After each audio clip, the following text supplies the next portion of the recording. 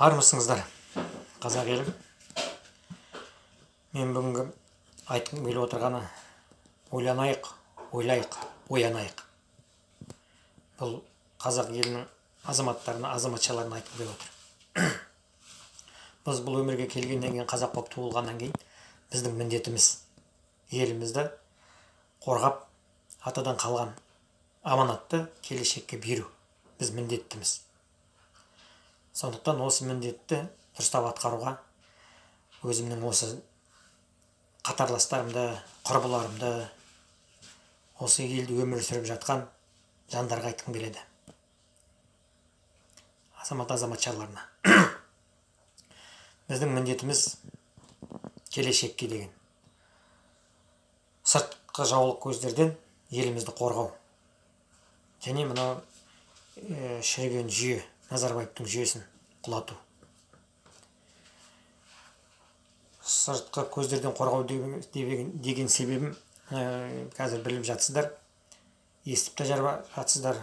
Көздеріңіз ашық, көкіректеріңіз ояу. Еврей халықтарының мынау вакцина жөніндегісі Европа халқын кінәламай қойын, соның ішінде бұл еврейлер. Осыны ойлап тауып, осыны бізді ойыншық қуыршаққа айналдырып атқан. Соның айдағанына көніп жүрген біздің елбасымыз Нұрсұлтан Назарбаев. Ол мен кереметпін деп кеудесін соғады. Кереметтігіміз көріп тұрған жоқпыз. Керемет болса, осыны тоқтату керек еді уақытында. Бізді сол еврейлердің құлы қылып берді. Сондықтан халқым, Назарбаевтың қатесін түзеу үшін мен сіздерді бірлікке шақырып отырмын. Ал оның соңынан ерген жүйе олардың қолынан келмейді. Себебі бір ойындағы ойларын ашып айта алмайды Назарбаевқа. Активистерді қудалағаннан басқа. КМВД оның иті болып шықты. Енді мен қорғаныс министріне сұрақ қойғым келеді. Отырған ағаларымызға, шен-шекпінді генералдарға. Сіздер қайда қарап отырсыздар? Егер де сырттан жау келетін болса, сіздер не істейсіздер? Соғысайық па, әлде соғыспайық па деп бір назар қарап отырасыздар ма? Әлде әншілер құсап, ан жаққа мен жаққа қашып кетіп жүре бересіздер ме? Ол әншілер мырзалар, әнші азаматша мырзалар оған ренжімесін.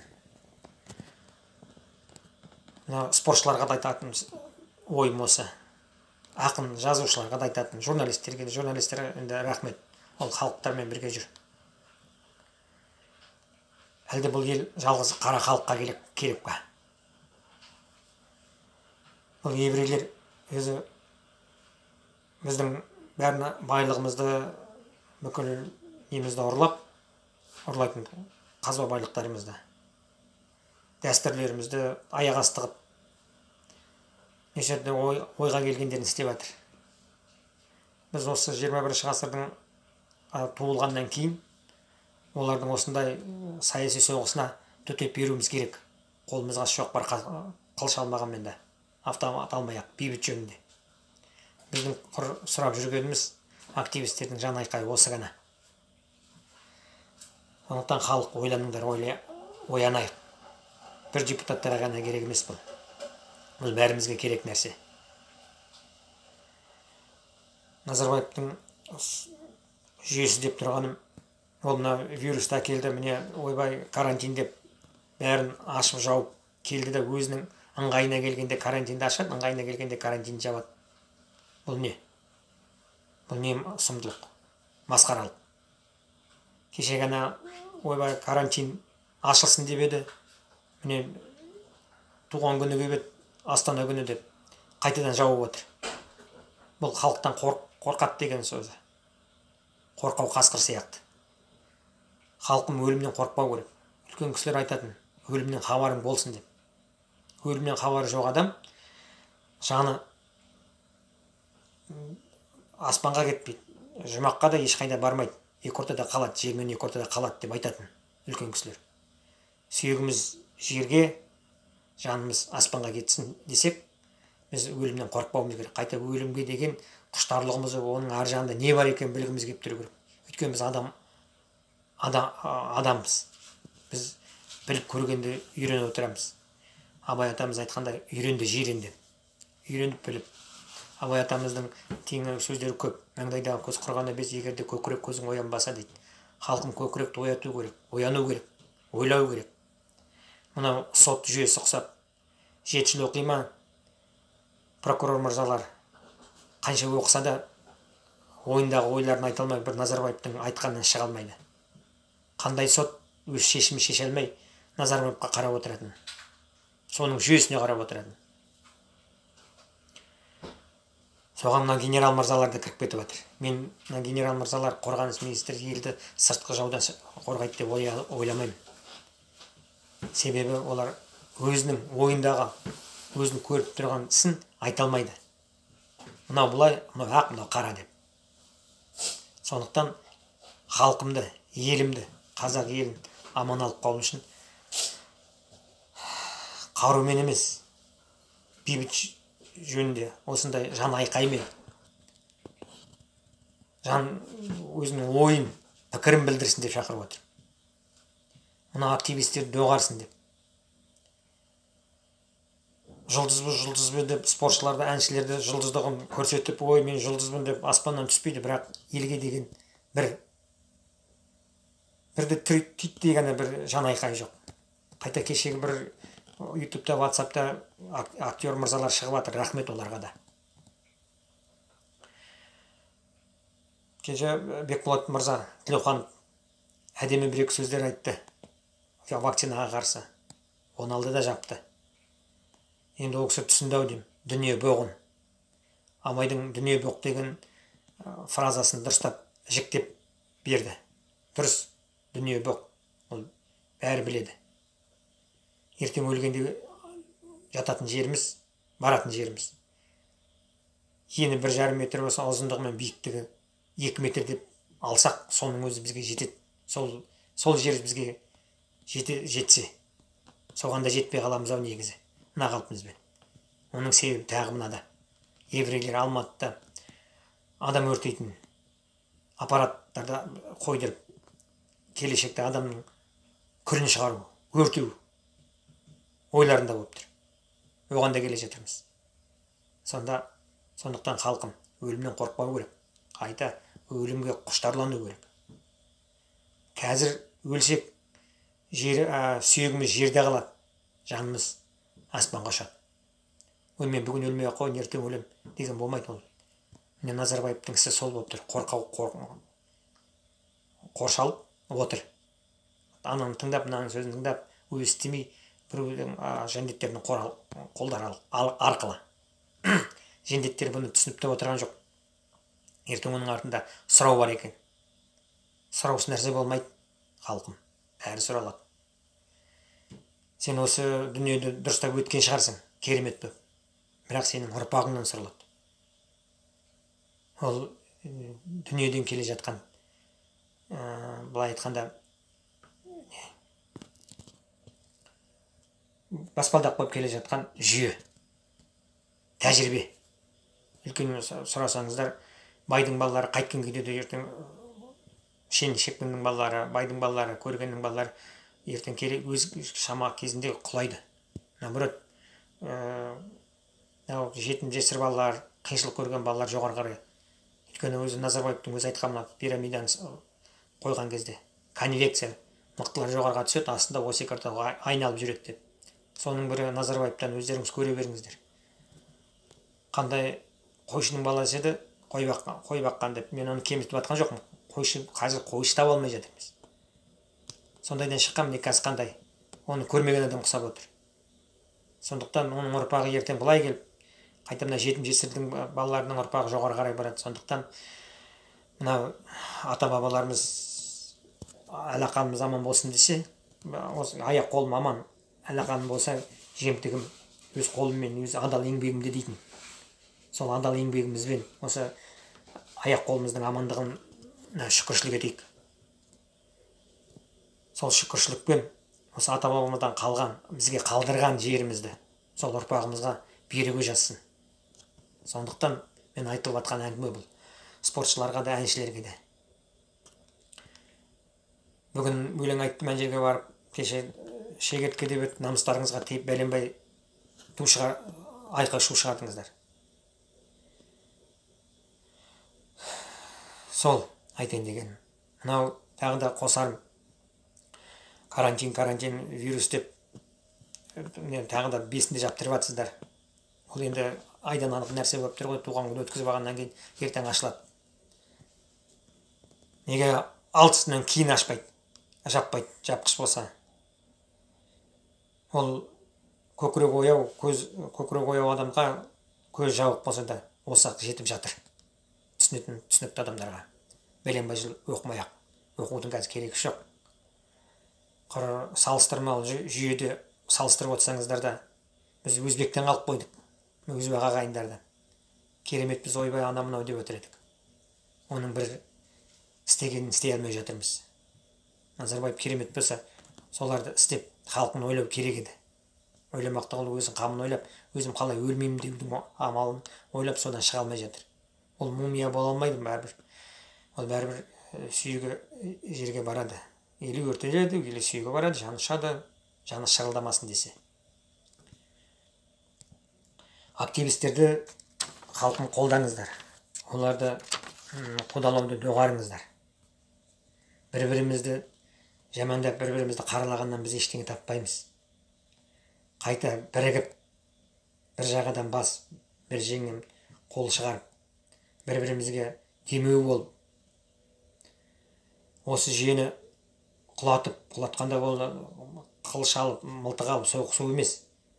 Бейбіт жүйеде мына үлкен шалдарды кетіріп, жастарды, білімділерді орнына қойып, көзі ашық, көкірегі ояу, аш көздерді емес.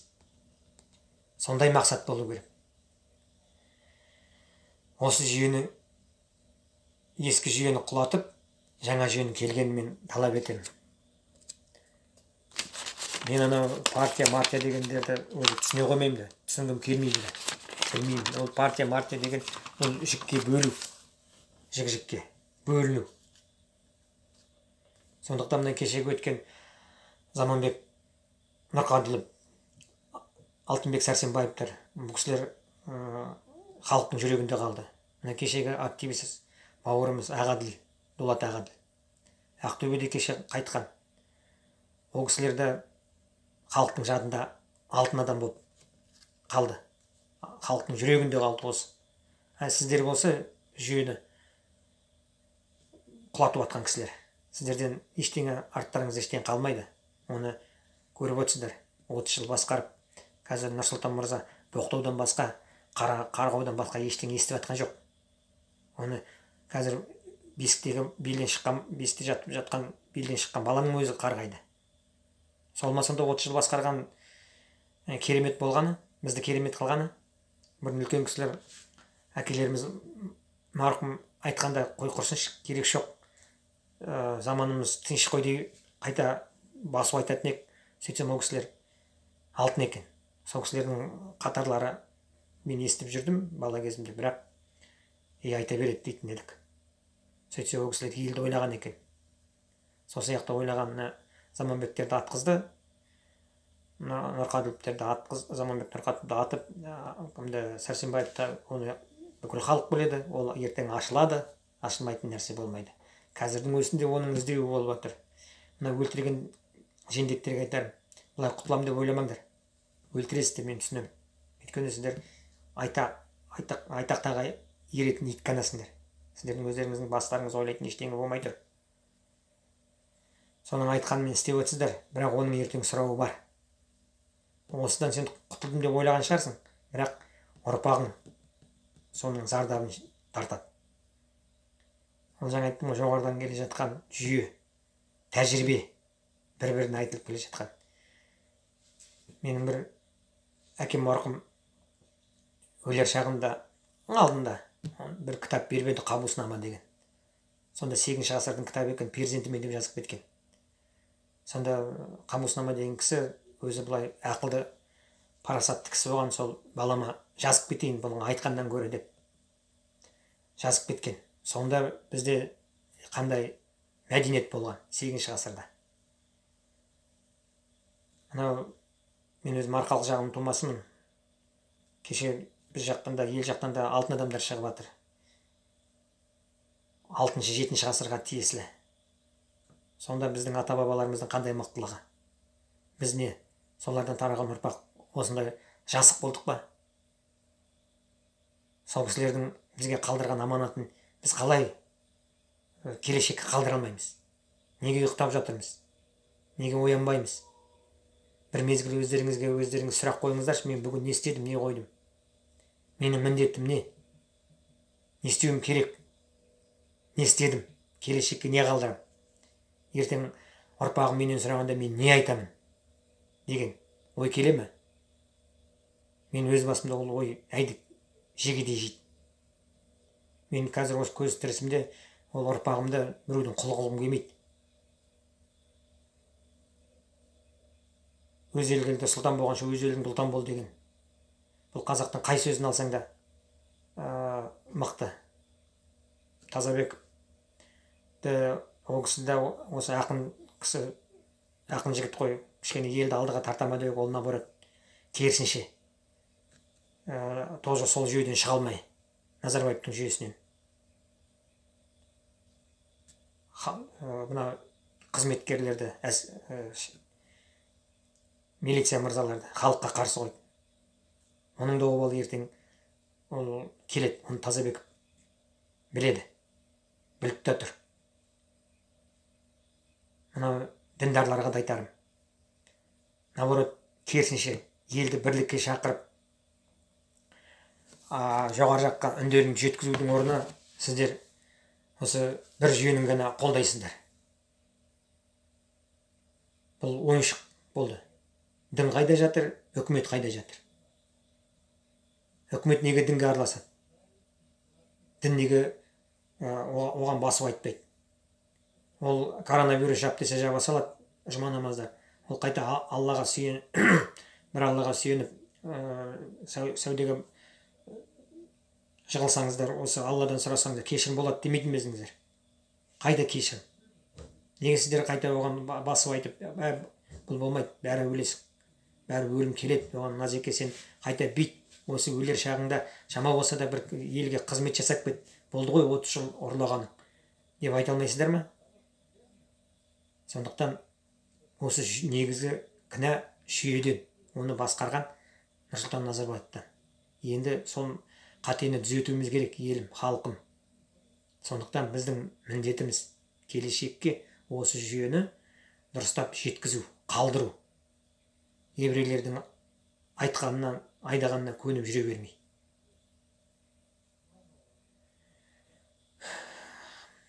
Айтар осы халқым. Ана Шығыс Қазақстандағы Руслан азаматты, Тараздағы Бағдатты қудалауды қойыңыздар. Қорғаныс министріне айтарым, министрліктеріндегілерге. Жас активистерді қорқытып, әскерге шақыруды, өтірік мәлімет жасау, өтірік справка жасау да қойыңыздар. Медицина қызметкерлері, сіздерді соған былығып атсыздар. Әскерге алу үшін өтірік қағаз жазып. Жарайды, итак, мынау НВ-ні, КМВ-ні бердік біз. Олар халық үшін, ел үшін жұмыс істемейді, ол бір Назарбаев қана үшін істейді. НВ мен КМВ. Енді қалған министрліктер. Сіздер қайда қарап отырсыздар? Бір ауыз сөз қалай айтуға болмай ма? Әлде пікір білдіруге ең құрғанда. Баратын жеріміз, өлетін жеріміз біреу-ақ баратын. Сондықтан өлімнен қорықпау керек. Наоборот, оны білу керек. Ол аяқта не бар? Абай атамыз үйрен деген ғой. Соны үйренейік, көрейік, жиренейік, білейік. Өйткені біз адамбыз. Зерттеп зерделегіміз келіп тұрады. Біздің айырмашылығымыз хайуандардан, жануарлардан. Осы адамдығымыз. Сондықтан адамдығымызды білдірейік. Құр отыра бергеннен көрі. Мынау ертеңгі болатын Астана күнін, қала күн, оны қойыңыздар. Елді алдап, туған күн өткізбей деп өздерінің туған күн өткізіп, елді фестиваль деп басқа жаққа аудармай. Жаппа карантин ба? Карантин болсын. Тоқаев мырза, сізге айтамын, осыны қадағалаңыз. Қасым-Жомарт Тоқаев. Сіздің түсінеміз, сізге де ештеңе айтқызбай жатқан шығар, бірақ хотя бы халықтың мұңын тыңдап, мына соңғыларға соны жеткізуіңізді, соны өзіңіздің айтқаныңызды істетуіңізге тырысыңыз. Сол менің айтайын деген ағайын. Өз ойымды айтып, осы елге үн қосып атқан мына активистерді қудалау тоқтатыңыздар. Кешегі қарындасымыз Алматыда, онда қамаудысыздар, жазықсыз. Сіздер неше түрлі құйтырқы істегеннен кейін халық оның бәрі құйтырқысын табады. Аңдыған жау қайтса да алады дейді. Халық аңдымай тұр. Халық құрсыншпен. Ондайдың саботажын, жұматажын бәрін істеуге болады. Бірақ біз бейбіт жөнінде, бейбіт жүйеде осы шіріген жүйені құлатып, жоғарғы жаққа біз жастарды көргіміз келеді. Көзі ашық, көкірегі ояу азаматтарды. Сондықтан халқым, бірігейік. Бір жұдырық боп, бұл шіріген жүйені құлатып, сырт жаулардан елімізді қорғайық. Қазақстан елін қорғайық. Қазақстан болып болдық қой. Енді қазақ елін қорғап, осы дүниеге қазақ елінің атын шығарайық. Орыстар да бәленбай жыл тарихымызды ұрлап, енді ұрлықтары шығып жатыр ғой. Сіздерге қазір кітап алып оқымайсыздар да, оқып та керек жоқ. Мына интернет жақсы болды. Соны бір мезгіл, бір уақыт тыңдап, ойларыңызды сан жаққа жүгіртсеңіздер. Қазір уақыт көп. Қой бағып атқан жоқсыздар. Малшы аз. Уақыттарыңыз көп. Соны ойлассаңыздар деймін. Сау болыңыздар халқым. Осы менің айтарым. Менің есім Білал Құсбегі Сүйіндікұлы болады. Астана азаматым. Амандықпен жолығайық, ағайын. Ойласыңдар, ойлайық, ояныңдар.